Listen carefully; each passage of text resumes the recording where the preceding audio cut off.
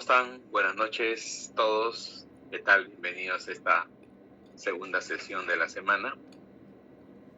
Buenas noches, profesor. ¿Qué tal? ¿Cómo están? Buenas noches. Gracias por confirmar que me escuchan. Muy bien. Estamos en esta ya la última sesión de las presentaciones, de este primer bloque de presentaciones sobre soportes documentales. Ya estamos cerrando con 3 temas que dos son más actuales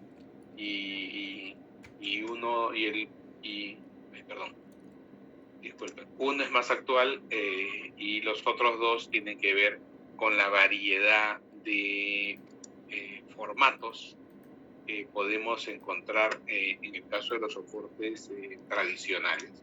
En primer lugar, vamos a ver con el grupo número 4 sobre lo que es almacenamiento en la nube, los diversos repositorios que ahora podemos encontrar en el medio, como puede ser Google Drive, Amazon Drive, OneDrive, Mega, etc. Bueno, entre los más conocidos, ¿no? Seguro que hay otros también, pero esto es lo que con alguna frecuencia ahora muchos utilizamos para poder intercambiar, para poder almacenar datos, para poder compartir datos. Luego vamos a ver con el grupo en segundo lugar, con el grupo número 7, los soportes documentales antiguos, aquellos que seguramente ustedes también han revisado en sus lecturas, una de ellas sobre la historia de la conservación, y allí se identifican como soportes previos al papel, a las tablillas de arcillo, papiro, pergamino. Sobre todo el pergamino, que ha sido un soporte que antecedió incluso al material con el cual se fabricaban los libros. Los libros netamente con papel, pero el pergamino ha sido un soporte que ha tenido una vigencia de varios siglos también, sobre todo en la Europa o en el mundo occidental. Y finalmente, ya para cerrar, vamos a trabajar con el grupo 2, soportes de papel, pero de formatos especiales, que pueden ser cartográfico, carteles, grabados, filatélico. Si bien el soporte principal es el papel, pero la variedad de estos formatos muchas veces representa una problemática en cuanto a su manipulación y por ende presenta ciertos retos frente a la conservación de estos formatos. Y seguro que este grupo, el grupo 2, va a alcanzarnos algunas recomendaciones y posiblemente también algunas experiencias de cómo se maneja este tipo de soportes. Entonces, nada, para ya dar pie al grupo que va a continuar con esta presentación, dejo el espacio libre. Muy bien. Melissa, y el grupo de almacenamiento virtual. Sí, profesor. Buenas noches. Buenas noches, profesor y compañeros. Somos el grupo 4 y el día de hoy expondremos sobre los soportes o medios para información electrónica o digital como la nube o el almacenamiento virtual. Siguiente diapositiva, por favor. Historia y evolución. En la década de los 60, el informático Joseph Licklider describe el concepto de red galáctica como una red interconectada globalmente a través de la que cada uno pudiera acceder desde cualquier lugar a datos y programas. Joseph quería sacarle más partido a las computadoras, por lo que trataba de buscar la forma de conectar a las personas y el intercambio de datos. A partir de ahí, en 1969 surgió el proyecto ARPANET, una red global de intercambio de comunicación que hizo que la nube pudiera tener cabida. Este sistema es el precedente más claro de Internet. Siguiente diapositiva, por favor. A mediados de los 90, las personas aprovecharon las formas de servicios basados en Internet a través de diversos motores de búsqueda como Yahoo, Google, etc. también de servicios de correo electrónico como Hotmail, Gmail y otros tipos de medios sociales. Aunque centrada en el consumidor, estos servicios popularizaron y validaron conceptos básicos que forman la base moderna de la computación en nube. Uno de los primeros hitos de la computación en la nube es en 1999. La compañía Salesforce.com fue la primera en introducir el término software como servicio, entregando aplicaciones para empresas a través de un sitio web. Para el 2002, la computación en la nube comenzó a tomar mejor forma cuando Amazon lanzó la plataforma Amazon Web Service, un conjunto de servicios orientados a empresas que proveen remotamente almacenamiento de información, recursos y funciones de negocios de computación. Y para el 2006, Amazon lanzó el servicio Elastic Compute Cloud, que permitió a las organizaciones arrendar capacidad de computación y potencia de procesamiento para ejecutar sus aplicaciones empresariales. Google Apps también comenzó a proporcionar aplicaciones empresariales basadas en navegador en el mismo año, y 3 años más tarde, Google App Engine se convirtió en un hecho histórico. Siguiente diapositiva, por favor. Es en el año 2010 donde el almacenamiento en la nube se consolidó debido a la competencia de grandes empresas como Google, IBM, Amazon y Microsoft por la supremacía en la oferta de servicios de almacenamiento y computación en la nube. Esto llevó a la reducción de precios, lo que facilitó la adopción masiva de este servicio. Además, surgieron servicios específicos como Dropbox y Google Drive para el almacenamiento de archivos y sincronización. La evolución del almacenamiento en la nube a partir del 2020 se centró en mejorar la seguridad, la privacidad y la eficiencia de los servicios en la nube. Se adoptaron medidas como el cifrado avanzado y la gestión de identidades para proteger los datos almacenados.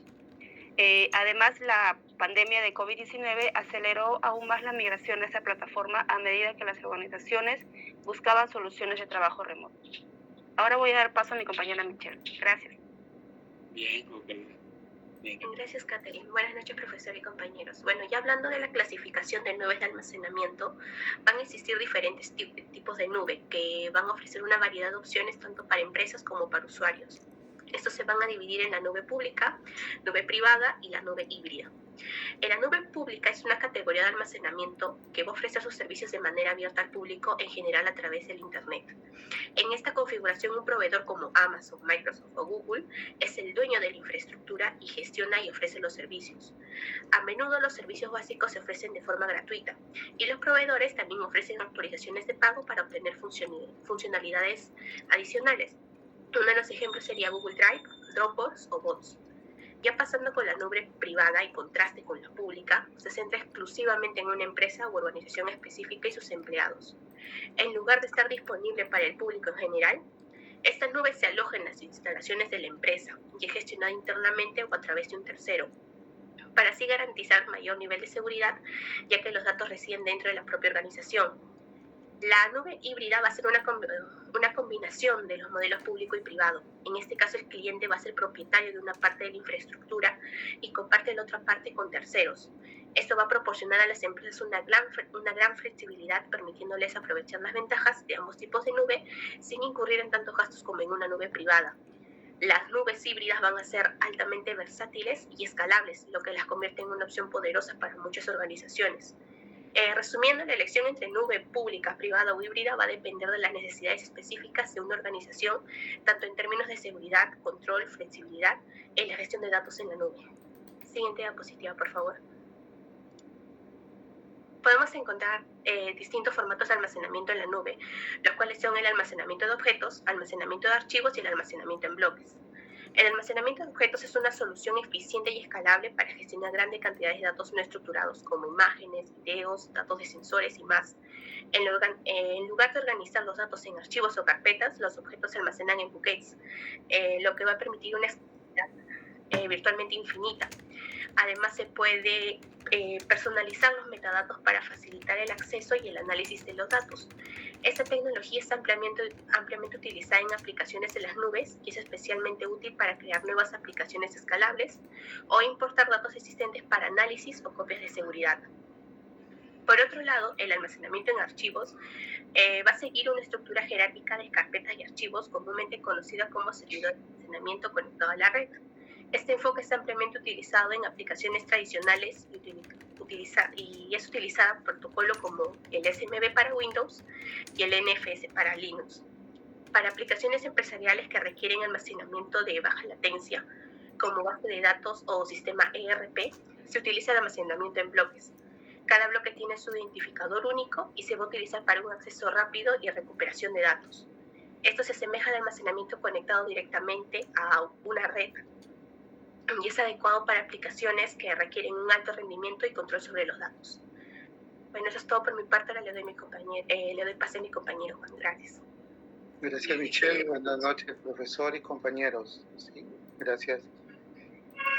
Ahora me toca hablar sobre la elaboración y fabricación en la nube o almacenamiento virtual. Este es un término frecuentemente usado en entornos digitales. Es una red de servidores distribuidos por todo el mundo que están operativos 24 horas al día, los 365 días del año, y que funcionan como un único ecosistema para que podamos almacenar todo tipo de datos, programas y plataformas informáticas.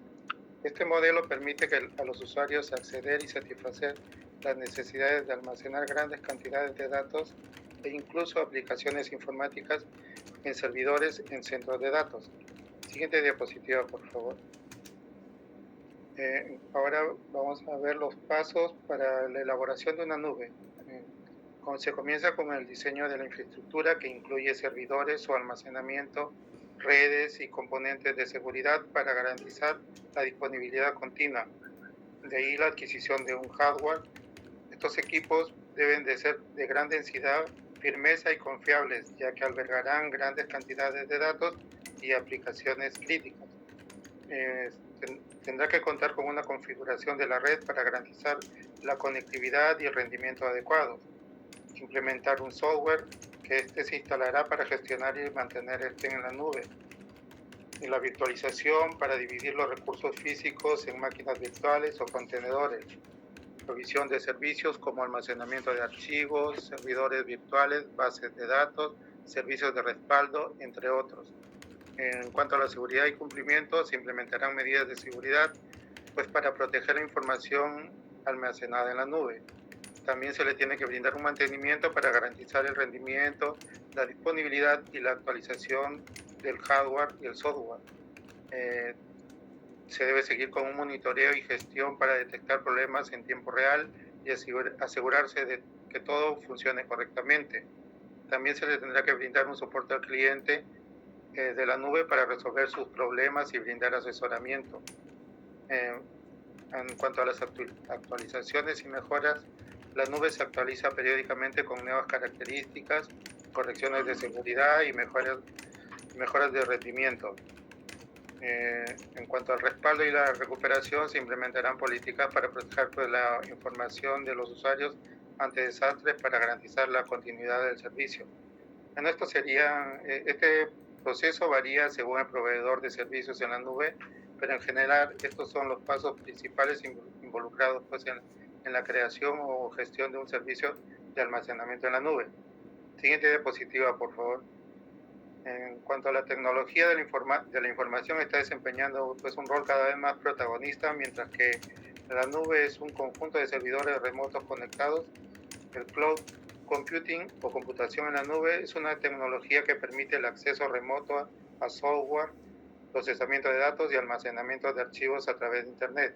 Por ejemplo, cada vez que se utiliza Google Drive, OneDrive, Amazon Drive o Instagram, estás accediendo a un servicio de cloud computing. Esto sería todo de mi parte, profesor. Ahora continuará mi compañera Melissa. Gracias. Gracias, Juan. Buenas noches, profesor y compañeros. Ahora vamos a ver el almacenamiento de archivos en la nube. Una de las grandes ventajas del almacenamiento en la nube es el ahorro de recursos económicos. El almacenamiento se alquila a un proveedor utilizando el modelo de pago por gigabyte almacenado o pago por unidades de datos transferidos, pues el usuario únicamente paga por la cantidad de datos que transfiere y aloja en los servidores del proveedor. Además, se tiene que el mantenimiento en la nube permite una extensibilidad y escalabilidad en el almacenamiento de la información que es necesario cuando se manejan grandes cantidades de datos. La nube no tiene delimitaciones geográficas como los países. Esto implica que nuestra información puede acabar siendo deslocalizada en una o varias regiones del mundo, en uno de los centros de procesos de datos del proveedor de servicio que estamos contratando. La tecnología de almacenamiento se encuentra en un constante estado de cambio, debido a que la información crece con el tiempo. La mejor opción siempre será aquella que satisfaga nuestras necesidades, además de que sea rentable con posibilidades de expansión y escalabilidad, como lo mencionamos. Ahora vamos a ver cómo proteger los datos de la nube. Al contratar la prestación de estos servicios debemos de tener en cuenta algunos puntos. Por ejemplo, dónde se encuentran los datos y si ese país ofrece garantías adecuadas de protección de los mismos. Si intervienen terceras empresas en la gestión de los servicios, en cuyo caso se necesitará nuestro consentimiento. Si se cumplen las medidas de seguridad exigibles para garantizar la integridad y recuperación de los datos. Si se asegura la confidencialidad de la información. Si se garantiza el borrado seguro de los datos cuando se solicite o cuando se finalice la prestación de los servicios contratados. Si se establecen procedimientos adecuados para el ejercicio de los derechos ARCO, acceso, rectificación, cancelación y oposición. Estos son el conjunto de derechos a través de los cuales, según la Ley 29733, que es la Ley de Protección de Datos Personales, se garantiza a las personas que tengan el poder de control sobre sus datos personales. Ahora vamos a ver la reproducción. Usando como ejemplo a Google Drive, con la siguiente tabla vamos a poder decidir si queremos usar la reproducción o la replicación para nuestros archivos. Siempre y cuando se tenga una conexión a Internet estable, la mayoría de los usuarios eligen la reproducción para trabajar con sus archivos de Drive en computadoras. Los archivos se almacenan principalmente en la nube, pero estarán disponibles sin conexión cuando se acceda a ellos. Con la replicación, se puede elegir en qué lugar del dispositivo local aparezcan los archivos de la carpeta llamada Mi Unidad dentro del Drive, o crear una copia de seguridad en la nube de los archivos locales. Los archivos replicados siempre se almacenarán en la computadora y en la nube y siempre estarán disponibles sin conexión. Hay que tener en cuenta que los cambios que se realicen en los archivos reproducidos o replicados en un dispositivo se reflejarán en todos lados. Como por ejemplo, algunas otras indicaciones, ¿no?, que estamos viendo en este pequeño cuadrito también. Y ahora, para finalizar, le voy a dar el pase a mi compañera Nelly. Bien, Melissa. Gracias, Melissa. Las normas técnicas. Dentro de las normas técnicas para lo que es nube o almacenamiento virtual, tenemos a la ISO/IEC 27017, que se creó dentro del contexto de la ciberseguridad y el desarrollo de servicios en la nube. Este incluye requisitos de seguridad para servicios en la nube, así como pautas adicionales basadas en la ISO 27002, anteriormente denominada ISO 17799, que es un estándar para la seguridad de la información. Volviendo a la ISO 27017, con los servicios en la nube, el usuario utiliza datos almacenados en servidores fuera de un hardware determinado. De esta manera, los datos no suponen una carga para el hardware o software. En la mayoría de los casos se trata de datos confidenciales que deben protegerse contra la pérdida o el mal uso. Se recomienda la certificación ISO/IEC 27017 a todas las organizaciones que brindan servicios en la nube. Siguiente diapositiva. Los requisitos de la ISO/IEC 27017. La adopción de medidas de seguridad. Es importante para la prestación de servicios en la nube. El cumplimiento de las pautas adicionales basadas en la ISO 27002. Estas pautas se denominan políticas. La política de alto nivel se encuentra relacionada con un sistema de gestión de seguridad de la información que suele estar apoyada por políticas de bajo nivel, como el control de accesos, la clasificación de la información etc. Y por último tenemos el principio típico en seguridad. Lo que no está permitido está prohibido. Esto quiere decir que cada empresa debe detectar las necesidades de los usuarios y valorar los controles necesarios que fundamentan las políticas aplicables, que se aplican en una mejor estructura y relaciones entre ellas para su gestión. Siguiente diapositiva. La ISO IEC 27036. ¿De qué se trata esa norma? Es un estándar que trata de ofrecer una orientación sobre la evaluación y el tratamiento de los riesgos de información involucrados en la adquisición de bienes y servicios de proveedores.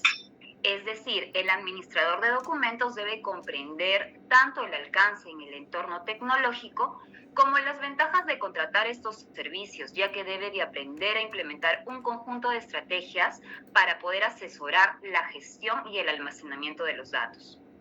Siguiente diapositiva. ¿Dónde se aplica esta ISO IEC 27036? La norma se aplica a las relaciones comerciales entre compradores y proveedores de diversos bienes y servicios, tales como suministro de hardware, software y servicios TIC, incluidos los servicios de telecomunicaciones e Internet. La externalización de servicios de computación en la nube. Otros servicios como guardias de seguridad, limpiadores, mensajería, mantenimiento de equipos, servicios de consultoría y asesoramiento especializado. Productos y servicios que a medida donde el adquiriente especifica los requisitos y normalmente tiene un papel activo en el diseño del producto. Y finalmente los servicios públicos como la energía eléctrica, los combustibles y el agua. Siguiente diapositiva. 3 puntos principales de la ISO IEC 27036. Describe una serie de riesgos de información que comúnmente surgen o se relacionan con las relaciones comerciales entre adquirentes y proveedores, donde los bienes y servicios adquiridos tienen un contenido de información o relevancia de seguridad de la información, o donde el proveedor obtiene acceso a la información interna del adquiriente. La segunda parte especifica los requisitos fundamentales de seguridad de la información relacionados con las relaciones comerciales entre proveedores y compradores de diversos productos, es decir, los bienes y servicios. Les ayuda a alcanzar una comprensión común de los riesgos de información asociados y al tratarlos en consecuencia para su satisfacción mutua. Y finalmente, esta parte de ISO IEC 27036 no cubre los aspectos de continuidad del negocio. Esto se refiere específicamente a productos TIC como la cadena de custodia, el acceso de privilegio mínimo, separación de tareas, etc. Siguiente diapositiva. Por último, tenemos a los lineamientos para uso de servicios en la nube para entidades de la Administración Pública del Estado peruano.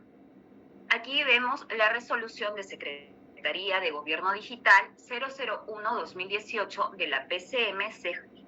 En el artículo 1 se da su aprobación de estos lineamientos para el uso de servicio en la nube para entidades de la Administración Pública del Estado peruano. En el artículo 2 vemos el alcance, que va para todas las entidades de la Administración Pública que conforman el Sistema Nacional de Informática, sin perjuicio de aquellas otras entidades del sector público que opten voluntariamente por considerar los lineamientos aprobados. En el artículo 3 consta del seguimiento y transparencia del uso de servicios en la nube. Las entidades de administración pública comprendidas en el alcance de la presente resolución deben informar trimestralmente a la Secretaría de Gobierno Digital, es decir, a CEGDI, de la Presidencia del Consejo de Ministros, el modelo de despliegue y la categoría del servicio implementado, lo que es publicado en el portal de la CEGDI. Y finalmente, en el artículo 4 tenemos la adecuación. Las entidades de la administración pública que a la fecha de publicación de la presente resolución mantengan contrato de servicios de nube vigente, podrán adecuar sus nuevos requerimientos a los presentes lineamientos.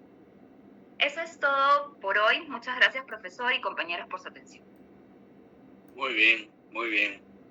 Muchas gracias, muy ilustrativo cómo han abordado el tema, que es muy actualizado porque ahora estamos ante esta gestión de los datos que a veces parece algo etéreo, inmanejable, pero que en algunos aspectos, como lo han ido mencionando, también está relacionado con algunos procedimientos y medidas de seguridad que adoptamos cuando gestionamos archivos físicos.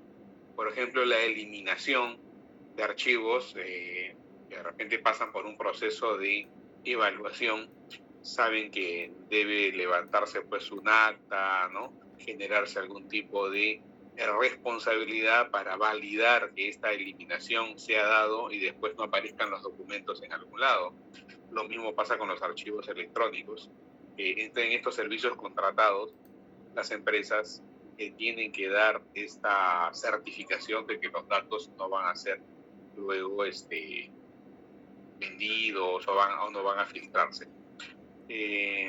Por otro lado, también es importante ver cómo este sistema se ha fortalecido porque, como bien mencionaron al inicio de la presentación, esto surge a partir del intercambio de información que se da por medio de los correos electrónicos, por ejemplo, ¿no?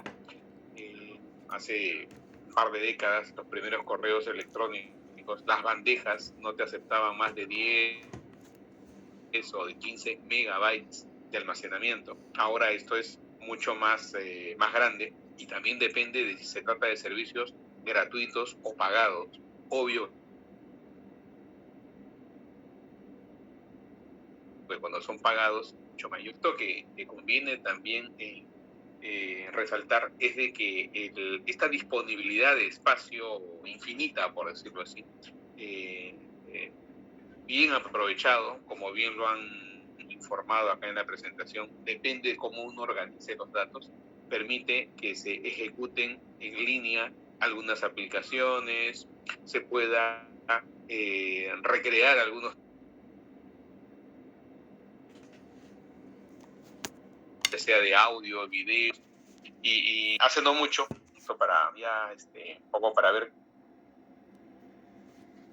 qué tan potente es mucho cuando uno quería instalar un programa, tenía que comprar el programa como si fuese un objeto, ¿no? Como si fuese un ejemplar, un libro, un producto que pasaba a propiedad después de la compra y era propiedad del usuario, de quien lo había comprado. Ahora, más bien lo que tenemos alquilados, donde ya no necesitas comprar el programa, sino solamente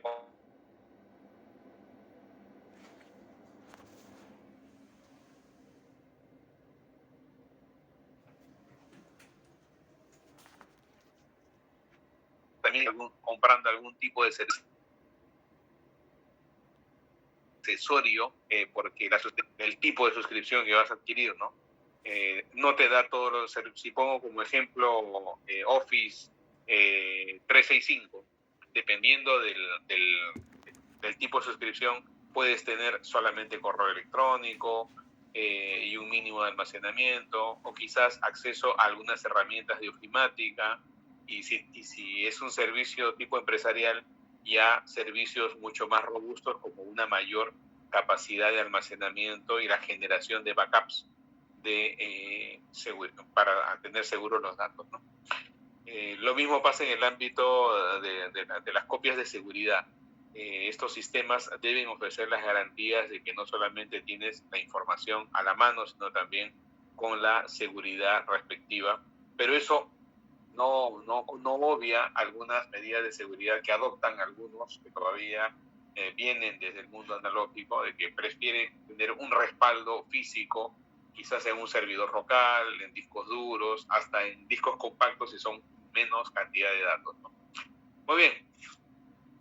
Bien, gracias al grupo, ha estado interesante su presentación. Vamos a pasar al siguiente grupo, que es el grupo que nos va a ofrecer el grupo número 7 sobre estos soportes documentales antiguos que ahora son parte de la historia, pero que en su momento estuvieron vigentes, ¿no?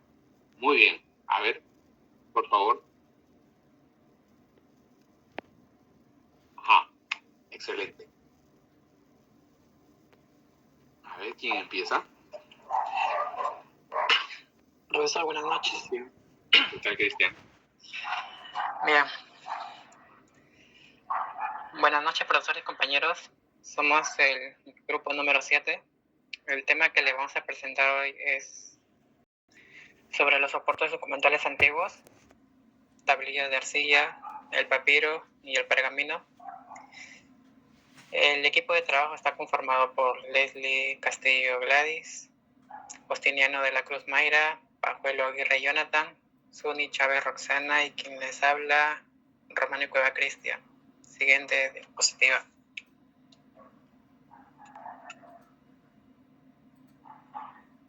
Disculpa, está corriendo, creo que se colgó. Sí, no, sigue en la primera diapositiva.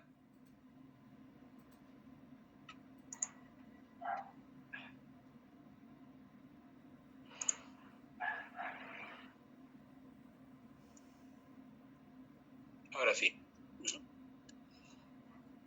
Sí, con respecto a los soportes documentales, son importantes porque en ellos es donde se conserva toda la información y cada soporte distinto necesita unos cuidados para su conservación. En cuanto a las tablillas de arcilla,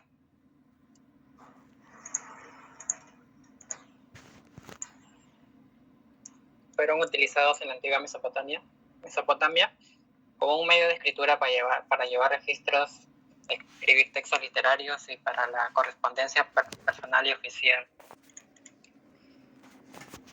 Con respecto al papiro, que era un soporte de la antigüedad fabricado a partir de una planta acuática muy común en el Nilo, era un producto de egipcio. Y con respecto al pergamino, que era fabricado a partir de la piel de animales y que era un soporte preferido durante la Edad Media, hasta que el uso de la imprenta aumentó la demanda. Ya a continuación mis compañeros van a dar ya una información más detallada en cuanto a los soportes documentales antiguos. Siguiente diapositiva. Muy bien.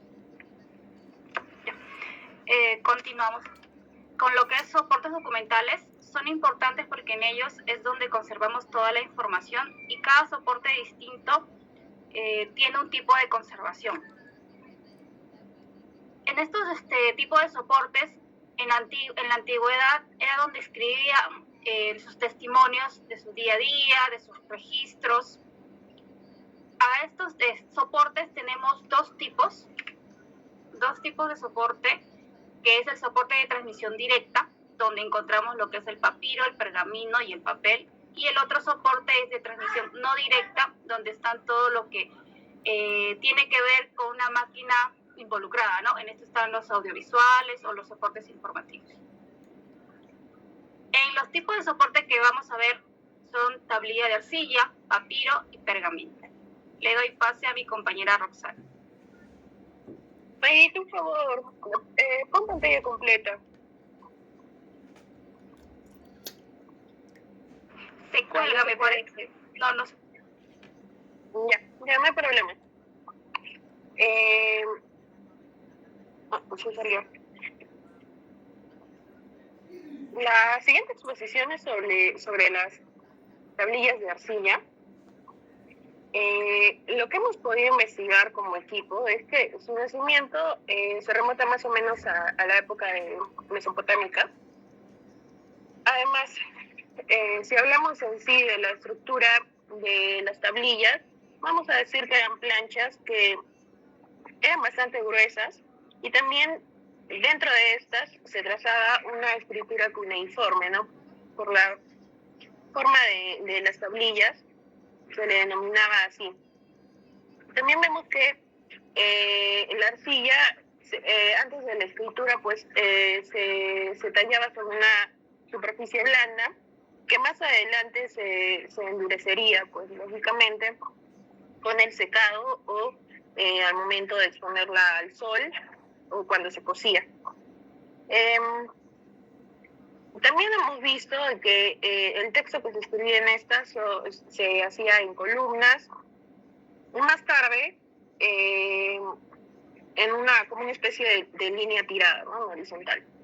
También disponía de un colofón o una terminación en el que aparecía el título, el nombre del escriba, entre otros detalles que identificaban a la persona que escribía esto y para hallar el tópico de la escritura.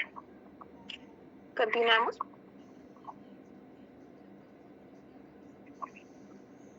También habíamos visto que las tablillas de arcilla, como lo decía el profesor Fatas en Zaragoza, España, nos dice que aunque algunos pictogramas sumerios nacen entre alrededor del 3200 a.C., el sistema clásico fue una escritura cuneiforme, pero esta se fija precisamente en el 2800. También vemos que para conseguir esa escritura se empleaba como una especie de caña biselada con la que se imprimían cuñas en la arcilla.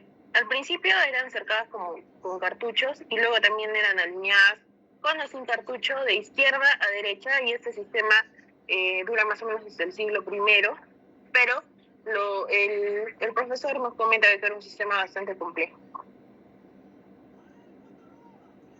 ¿Continuamos? Bien, en sus principios constaba de más o menos alrededor de 900 signos, no fue más allá de 400. La investigación que hicimos la denomina ideogramas, que representaban un sentido de la palabra junta, o sea, de que no tenía otra regla que la de el uso tradicional, ¿no? Su tendencia fue a plasmar signos ideográficos con palabras que eran bastante recurrentes y representaban figuras o escenarios divididos como sílabas o valores fonéticos de sonidos que se escribían, ¿no? Y cada sílaba representaba un grafema. Continuamos.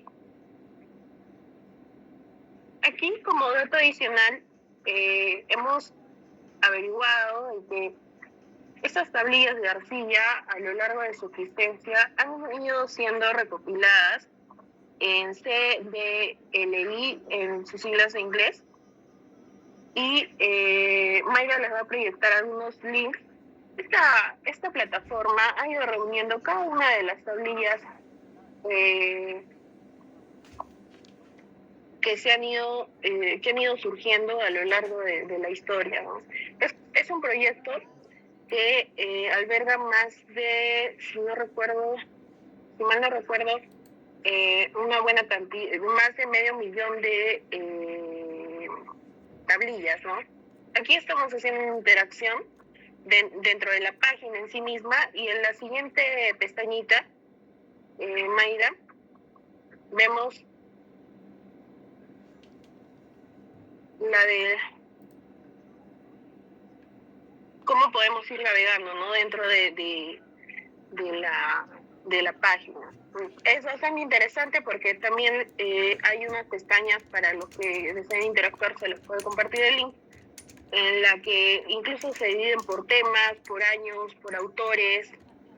Un sistema bastante interesante, ¿no? Es una iniciativa que año a año se va promoviendo y están museos a nivel internacional incluyen estas fotografías de las tablillas, ¿no? Eso sería todo de mi parte. Doy paso al siguiente compañero. Muy bien. Y Rosana, gracias.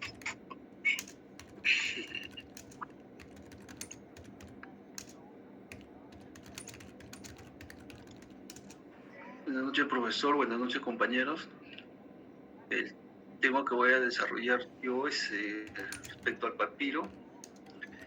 El papiro es una planta acuática originaria del norte de África y el Próximo Oriente. Su crecimiento está vinculado a zonas de agua dulce abundante, como pantanos, ríos y lagos en estos territorios. El papiro desempeñó un papel significativo en la vida y la muerte de la sociedad egipcia, tanto en aspectos cotidianos como en los rituales religiosos, siendo un elemento presente tanto en lo mundano como en lo sagrado, y en lo terrenal como en lo trascendental. En cuanto a su recorrido histórico, el papiro se origina en el Antiguo Egipto cerca de 3000 a.C. Posteriormente, en el 2500, el papiro se convierte en un medio popular para la escritura en Egipto y se utiliza para documentos religiosos, registros gubernamentales y literatura. Posteriormente, la fabricación y uso del papiro se expande hacia Grecia cerca del siglo VI a.C. y en el siglo IV a.C. los antiguos griegos adoptan la fabricación de rollos de papiro como formato común para los libros, documentos, consolidando más su influencia. Ya en el siglo I a.C., el papiro se introduce en la cultura romana, donde se utiliza para una variedad de propósitos, incluyendo registros legales y textos literarios. Y en el siglo IV después de Cristo, a medida que el imperio romano crece, el pergamino hecho de piel de animal comienza a competir con el papiro como un soporte de escritura preferido. Y en el siglo V el papiro entra en un declive gradual debido a la competencia del pergamino y posteriormente del papel, que se convierten en opciones más populares y accesibles. Siguiente diapositiva, por favor. En cuanto a su elaboración, cuando hablamos del proceso de fabricación del papiro, podemos dividir sus etapas en dos tipos de operaciones que a veces se combinan y en otras se superponen: las operaciones de carácter físico-químicas y las de tipo químico. A continuación, describiré brevemente los pasos de este proceso, ¿no? Primero, se arrancan los tallos de papiros jóvenes, se pela la corteza de los tallos, que es impermeable y más dura que la parte interna, se cortan los tallos en tiras largas y finas, y en algunas ocasiones se estiran para que las secciones no se separen completamente, creando una forma plana similar a un rectángulo o un trapecio. Las tiras se disponen de manera que los extremos de cada una se superpongan ligeramente, se enjugan y se prensan ligeramente. Se disponen otras tiras de tamaño similar en dirección transversal al primer conjunto y se coloca un lienzo sobre el conjunto y se lleva a una prensa para eliminar el exceso de agua, lo que permite que los dos estratos se adhieran entre sí.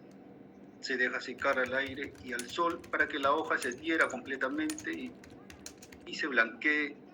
Esta operación puede repetirse después de ser pulida. Finalmente se pule para corregir las protuberancias causadas por las zonas de unión.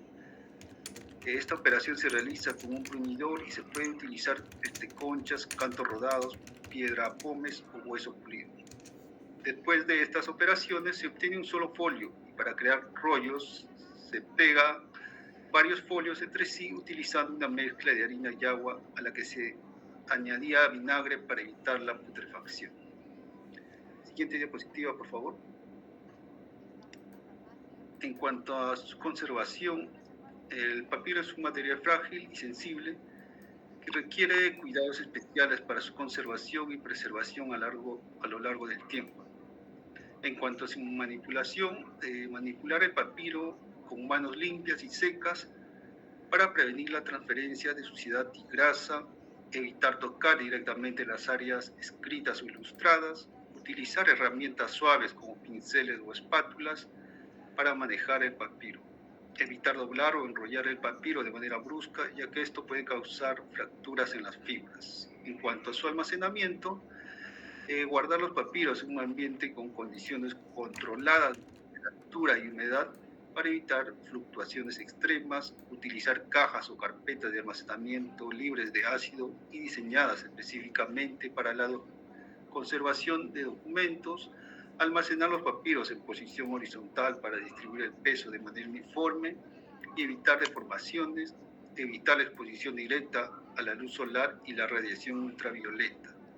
En cuanto a su protección, utilizar fundas o estuches de protección para evitar el contacto directo con el polvo y la contaminación.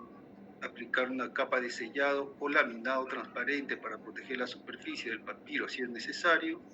Evitar el uso de adhesivos que puedan dañar el papiro en caso de reparaciones o montajes, mantener un registro detallado de la ubicación y el estado de cada papiro en una base de datos.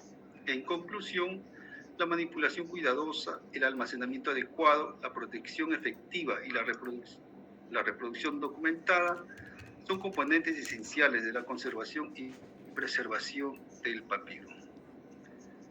Ahora le doy paso a mi compañera para que continúe con la exposición. Muy bien, Jonathan.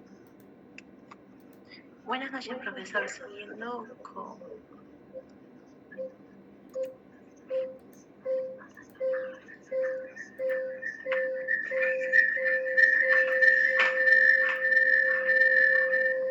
a apagar por ahí un micrófono. Jonathan, creo que está. Jonathan, tu audio se ha quedado prendido. Bueno, profesor, siguiendo con la exposición, ahora me toca el pergamino.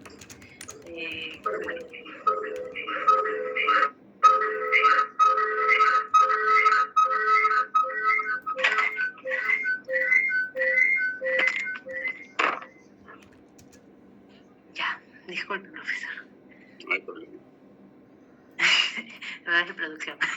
Bueno, el pergamino se originó en la antigua Grecia, ciudad de Pérgamo, en la Grecia antigua, alrededor del siglo II a.C. Originalmente se fabricaba a partir de la piel del cordero cabra, aunque posteriormente también se utilizó la piel de otros animales como los terneros o ciervos. Y la principal diferencia entre el pergamino y el cuero convencional es el proceso de preparación y tratamiento de la piel. Bajo la dirección del rey Eumenes I, las técnicas de elaboración para crear el pergamino evolucionaron considerablemente, lo que permitió así a los países mediterráneos dejar de depender del papiro que se importaba de Alejandría. La Gran Biblioteca de Pérgamo se benefició enormemente de la expansión del uso del pergamino, logrando así rivalizar con la Gran Biblioteca de Alejandría, famosa por la increíble cantidad de rollos de papiro. Siguiente diapositiva, por favor. Ya. Gracias. Bueno, siguiendo la línea del tiempo, en 3000 años de Cristo y 500 años antes de Cristo, los antiguos egipcios utilizaban una forma primitiva de pergamino hecha de papiro, que es una planta acuática. Este material era flexible y fácil de trabajar, pero no era tan duradero como el pergamino posterior.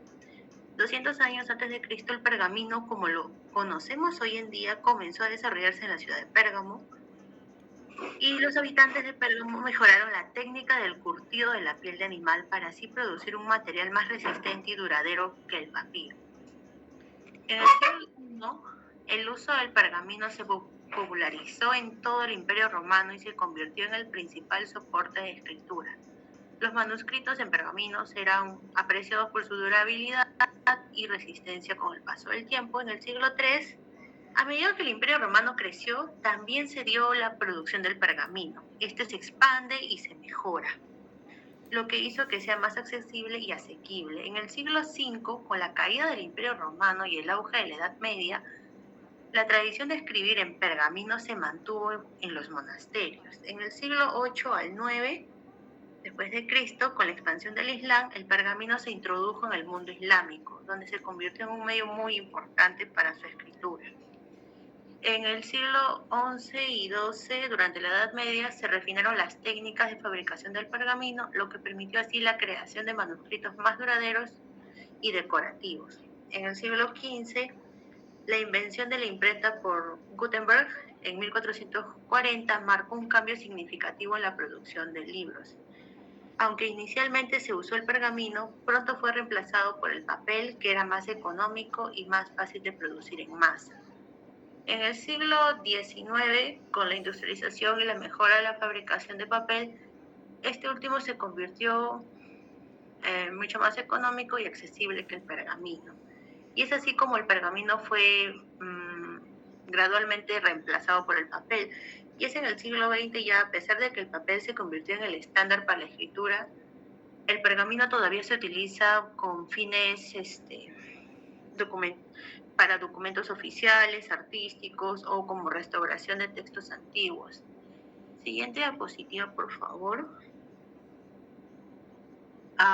Ahora voy a mencionar sobre la composición, material y clasificación del pergamino.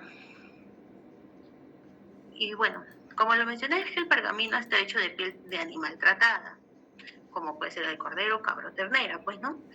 Y dentro de su composición o material tenemos al material base, al tratamiento químico, al secado y tensado, curtido, superficie de escritura, calidad y grosor. En el material base es que el pergamino se fabrica a partir de la piel de un animal. Estas pieles se seleccionan por su suavidad y flexibilidad.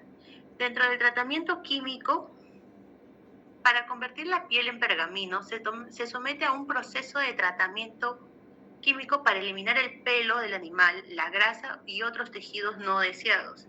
Este proceso va a implicar que se sumerja la piel en una solución alcalina, como es la cal viva, para ablandarla así y luego raspar cuidadosamente cualquier resto de tejido animal. Después se lava y se estira para que quede uniformemente delgada. Dentro del secado y tensado, una vez que se ha eliminado la carne y la grasa de la piel, esta se estira y se seca en un marco de madera o metal, lo que le da su característica de una apariencia plana y suave. Y el proceso de secado y tensado es esencial porque así el pergamino va a conservar su forma y resistencia. En el curtido, el pergamino se curte para evitar que se deteriore con el tiempo y para darle un color blanco o un marfil. Y es que el curtido a menudo implica el uso de alumbre, aceites vegetales o sustancias naturales como el tanino.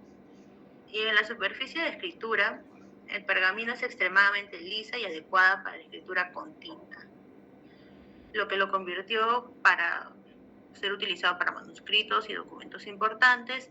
En la calidad y grosor, el pergamino puede variar ya sea en estos, ya que los documentos importantes a menudo se escribían en pergaminos de alta calidad, mientras que los borradores y documentos menos importantes se usaba un pergamino más delgado. En términos de clasificación, el pergamino puede categorizarse según su origen, ya sea animal, donde, como mencioné, encontramos el cordero, cabra, ternera, y su calidad alta, irregular, y su grosor.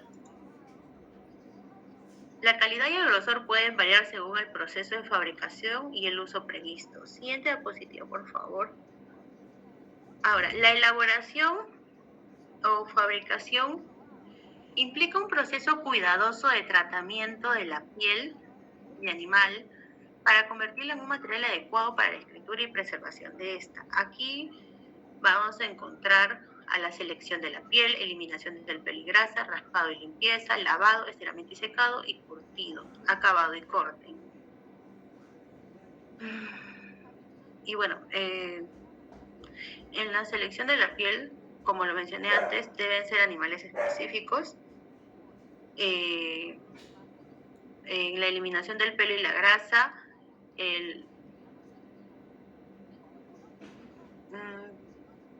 bueno, nos pasamos de frente al lavado, porque los otros son como ya pasos que ya se mencionó. La piel se lava meticulosamente para eliminar, ¿perdón? Muy bien, dije, muy bien. Ay, disculpe, profesor. Sí, no hay problema. Para cualquier residuo de solución alcalina y prepararla para el siguiente paso, el estiramiento y secado, para que quede uniformemente delgada y plana. Y esto se va a realizar en un marco de madera o metal. Y es que el secado es crucial para que el pergamino pues mantenga su forma y resistencia. Y por último, pues no el curtido y acabado y corte. Y es que todo ello nos va a resultar en que va a ser un material de escritura suave, resistente y duradero, que se utiliza habitualmente dentro de documentos importantes, obras de arte, etc. Y siguiente PPT, por favor. Ahora hablaremos de la conservación, retrocede, por favor. Ahí. Conservación, manipulación, almacenamiento y protección. Con respecto a la conservación, encontramos evitar la luz directa del sol, ya que si se da ello, va a dañar al pergamino y desvanecer la tinta. Y al exhibir o almacenar el pergamino es importante mantenerlo pues alejado de la luz solar. Dentro del control de la humedad, el pergamino es sensible a los cambios de humedad, donde se debe mantener un nivel de humedad relativa en torno a su almacenamiento, preferiblemente el 40 y 60%. Se debe también usar deshumidificadores que puedan ayudar a mantener la humedad adecuada. En la temperatura controlada, el pergamino debe mantenerse con una temperatura estable y moderada entre 18 Celsius y 20 Celsius, evitando así fluctuaciones extremas de temperatura. En la manipulación con guantes, cuando se toca el pergamino, se deben usar guantes de algodón limpios y sin pelusa para evitar la transferencia de aceites o suciedad en las manos a la superficie del pergamino. Con respecto a la limpieza cuidadosa, se debe utilizar un cepillo suave y limpio para eliminar el polvo y la suciedad, evitando productos químicos o el agua. Con respecto a la manipulación, aquí hay dos, que es el manejo suave y el apoyo adecuado. En el manejo suave, el pergamino debe ser manipulado con cuidado y evitar doblarlo o enrollarlo bruscamente, ya que esto puede causar daños irreparables.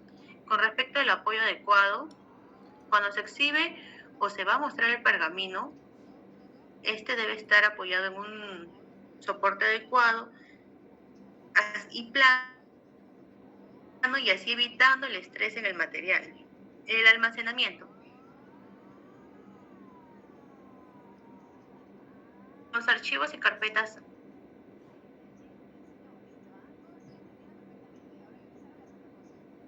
libres camino con el tiempo. En la horizontal, el pergamino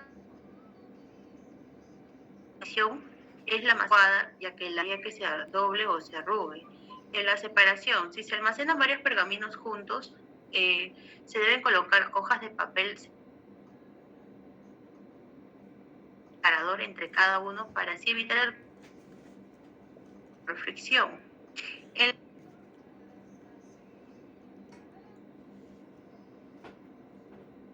Enmarcado con vidrio protector, se debe enmarcar dentro de un marco de vidrio de protector y evitar insectos a los pergaminos en un almacenamiento para así dañar al pergamino como tal, ¿no? Y también usar medidas de control. Siguientes técnicas, por favor, gracias. Las normas técnicas aplicadas al variar según el contexto y la institución que es general.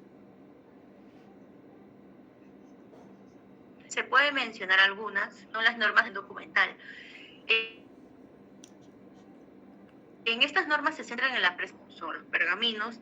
Encontramos al ISO 11799. Esta norma proporciona pautas para la conservación de documentos gráficos, incluidos los pergaminos, y aborda temas como la temperatura, humedad, almacenamiento, manipulación y limpieza. El ISO 16245 se refiere a las condiciones de conservación y las directrices para el control de temperatura y humedad. En las normas de archivo están relacionadas con la gestión y conservación de archivos también y que se aplican en los pergaminos.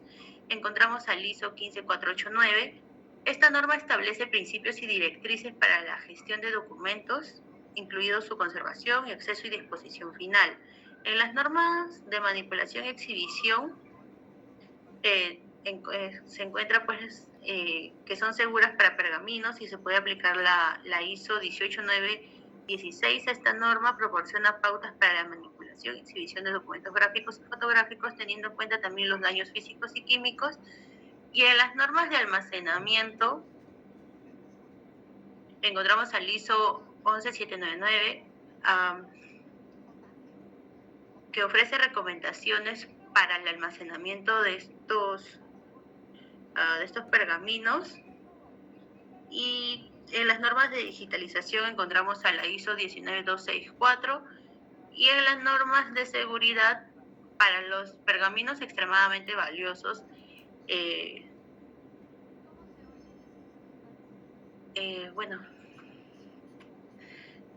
extremadamente valiosos, se deben considerar la seguridad y la protección contra robos y daños. Y bueno, con ello culminamos la exposición, profesor. Gracias.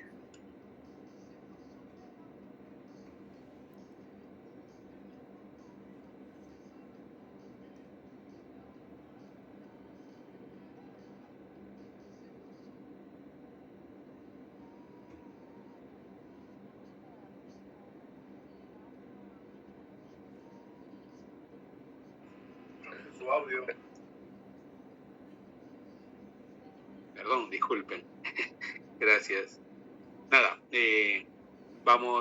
gracias a este grupo, hemos conocido un poco más de estos soportes antiguos, pero que contienen bastante historia, y para no perder tiempo vamos a continuar con el último grupo, que nos va a hablar de los formatos especiales en papel. A ver, por favor.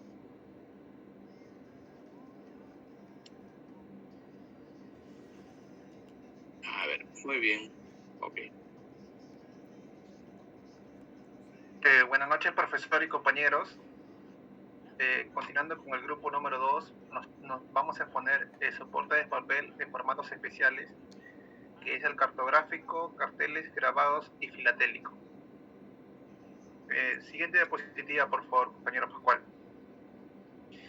Bien, primero quisiera hacer un preámbulo breve pero importante sobre qué es el tema cartográfico en el Perú. Con el tema cartográfico en el Perú se pretende conocer todas las áreas, todos los departamentos del Perú, pero sobre todo es de vital importancia para poder conocer, por ejemplo, en algún caso, desastres naturales o ríos por donde circulan en ciertas regiones. Si bien es cierto, en el Perú hemos tenido una visita a la GN y donde hemos podido visualizar algunos planeros, el material cartográfico por lo general se encuentra en mayor cantidad en el archivo de la Marina de Guerra del Perú y en el Instituto Geofísico Nacional. Bien, dicho eso, comienzo con los objetivos de este material cartográfico. Es primero preservar el patrimonio documental del Perú, luego facilitar su consulta y difusión. Luego tenemos la política de conservación de cada institución. Tenemos los procedimientos especiales para la conservación, el almacenamiento y manipulación. Luego tenemos el mobiliario, que es los muebles verticales, y en el que encontramos en mayor cantidad son los muebles horizontales, es decir, los planeros. Luego las estanterías, rollos y vitrinas. Siguiente diapositiva, por favor, compañero Pascual. Bien, en la parte superior izquierda encontramos, ¿no?, lo que hemos podido ver en la visita que tuvimos al Archivo General, donde pudo sacar alguno de ellos para mostrarnos a nosotros como alumnos, y luego lo insertó, ¿no?, que es el mueble central planero. Luego también tenemos el globo terráqueo, que normalmente los ponen en una vitrina para lograr su conservación. Esto de transporte de mapas no lo he podido visualizar en la visita que tuvimos, pero sin embargo sí lo he visto como ejemplo en el archivo de España. Luego las estanterías y cajas. Siguiente diapositiva, Pascual, por favor. Luego los carteles. Si bien es cierto, en un principio los carteles contenían en su mayor cantidad textos para promocionar alguna actividad o para promocionar algún producto, esto ha ido cambiando. Y con ello, evidentemente que al doblarlo o manipularlo en mayor cantidad ha hecho que la información muchas veces sea borrada, a ponerle mayor intensidad a los colores, ¿no? Siguiente diapositiva, Pascual, por favor. Bien, acá tenemos algunos ejemplos de cómo ellos publicitan sus carteles, o los conservan, mejor dicho. Algunos de los carteles más famosos puede ser el de la Primera Guerra Mundial, para hacer el llamado de reclutamiento. Y esto es para publicar productos, exposiciones, espectáculos o películas que siempre han ocurrido carteles grandes y vistosos para anunciar estas propuestas por un corto periodo de tiempo. El punto acá es que el contraste entre la calidad de los papeles utilizados y el atractivo diseño en la impresión hacen peligrar estos documentos por el soporte quebradizo que facilita la aparición de grietas, pérdidas y pliegues. Si bien puedo mencionar algo importante de estos dos puntos que he tocado, es que en el material cartográfico todavía hay un punto pendiente que todavía se tiene que analizar y producir, porque la mayor cantidad de documentos es producidos en material cartográfico el 1/100.000, y actualmente hay un tema de querer producirlo a 1/50.000 o 1/25.000. Es así que todavía este tema, si bien es pasado, aún tiene relevancia porque todavía está en proyecto, ¿no? Bien, con eso doy pase a mi compañero Luis Simón. Muy bien, adelante.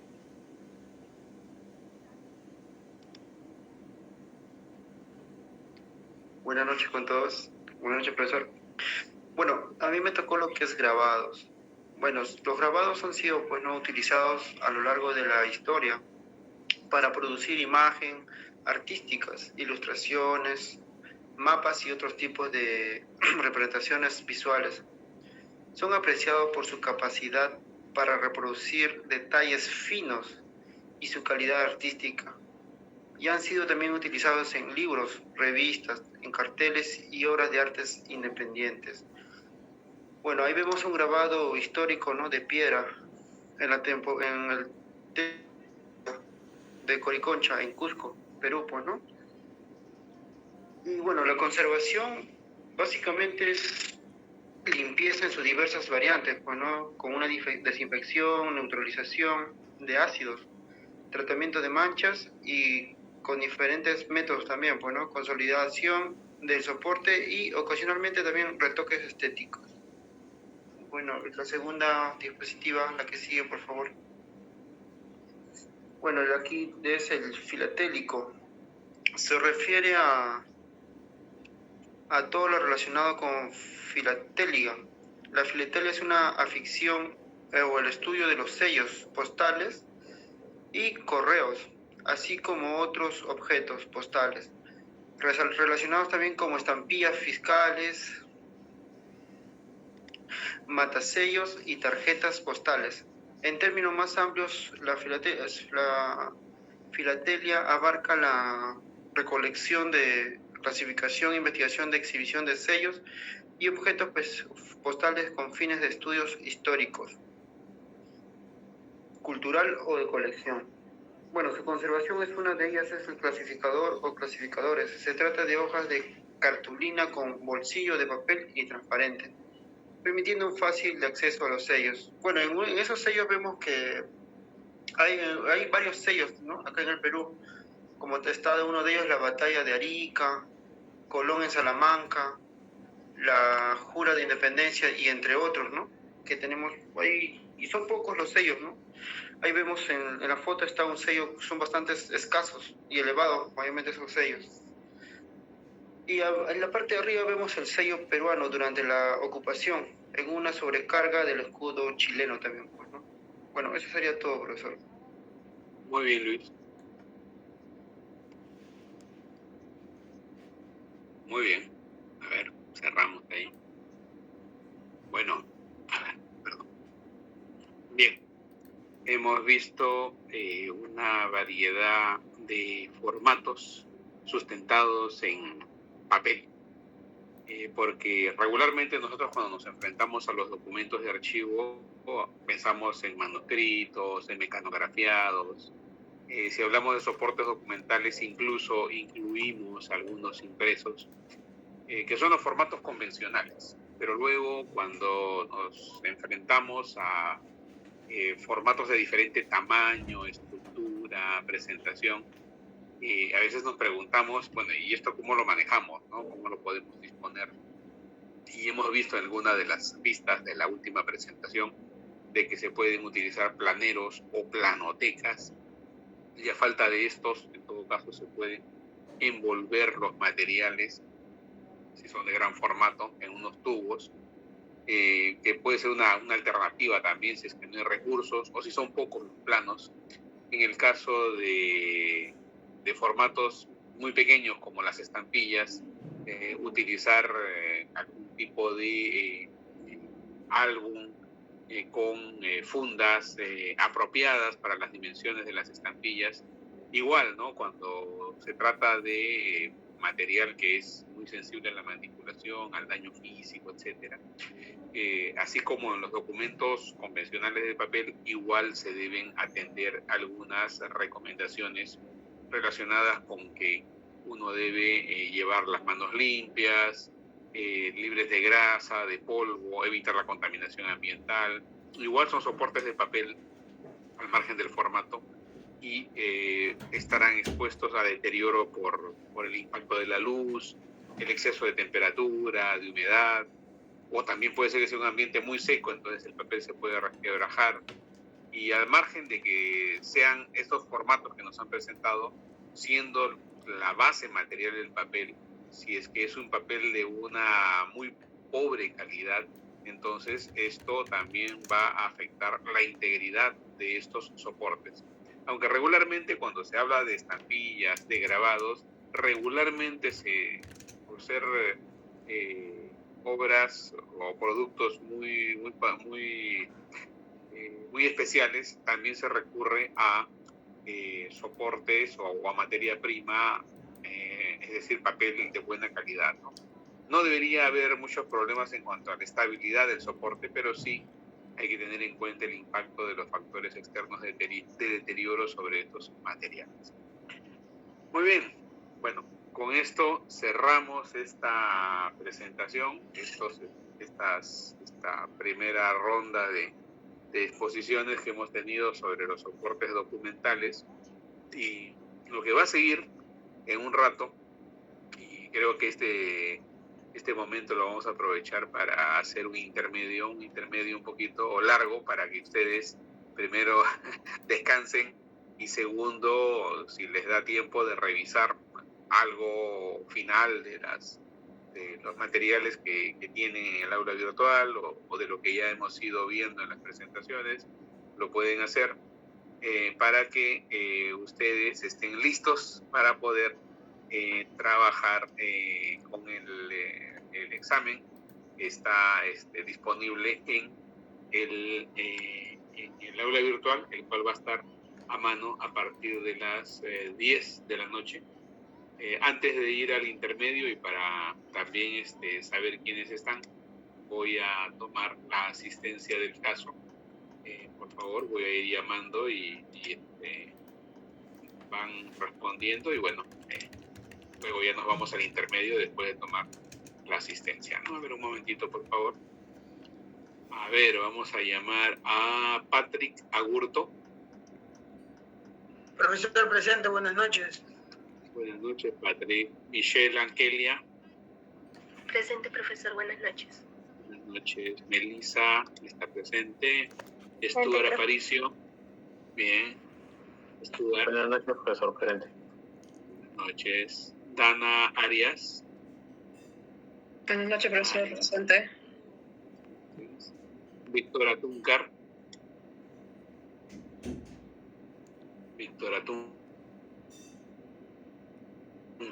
Víctor Beldi. Buenas noches, don Víctor.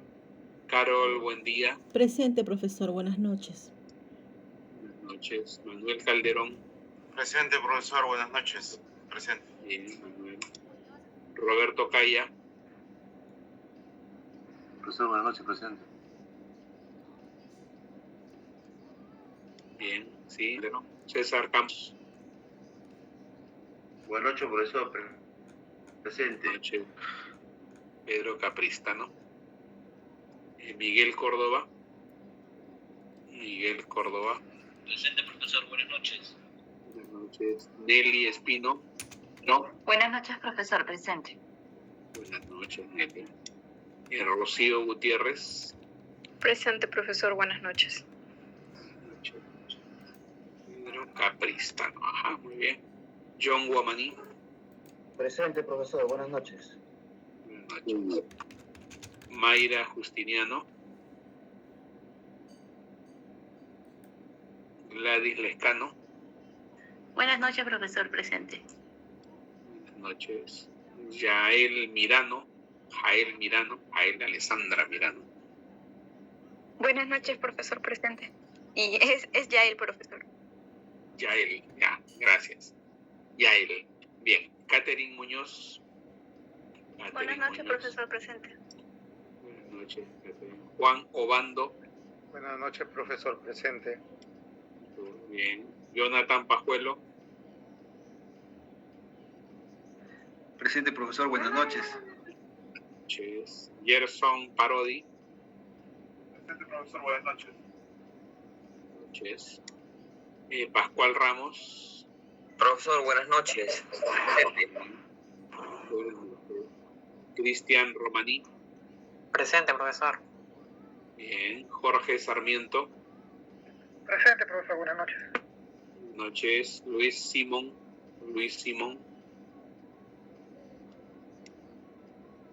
Gonzalo Suárez. Profesor, presente, Luis Simón. Bien, Luis Simón. Gonzalo Suárez. Buenas noches, presente. ¿Qué tal? Buenas noches. Kiara Tirado. Miguel Velázquez. Buenas noches, profesor, presente. Buenas noches. Alan Zavala. Profesor, buenas noches, presente.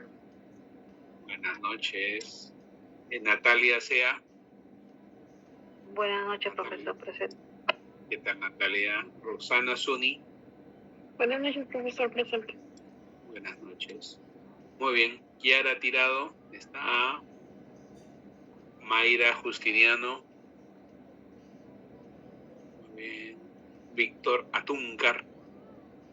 Ok. Bien. Vamos a Bien, Víctor. Ok. Bien, entonces, como les indiqué, vamos a un receso y nos encontramos, o ya el examen va a estar disponible a partir de las 10. Yo voy a estar igual presente en el aula. Muy bien, atentos. Profesor, buenas noches, disculpe, me llegó a apuntar, disculpe. Disculpe, a ver, Pedro, perdón, ¿dónde está? A ver, su apellido, por favor. Sapristano, profesor, disculpe. Sapristano. Sí, claro que sí, mandó un mensaje, está bien. Muy bien. Ok. Listo. Entonces, hasta las 10.